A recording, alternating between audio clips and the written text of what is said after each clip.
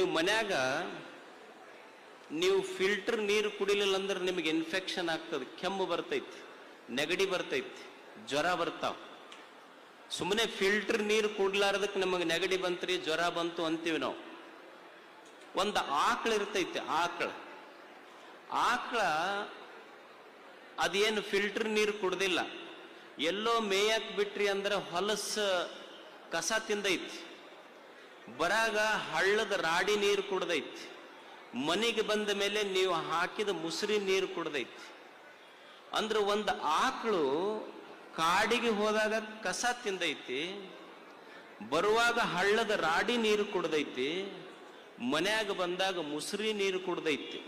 ಅಂದ್ರೆ ಕಸ ತಿಂದು ರಾಡಿ ನೀರು ಕುಡಿದು ಎಂಜಲ ನೀವು ಹಾಕಿದ ಮುಸುರಿ ನೀರು ಕುಡಿದು ಆಕಳ ತನ್ನ ಕರುವಿಗೆ ಹಾಲು ಕೊಟ್ಟಿತ್ತಲ್ಲ, ಹಾಲು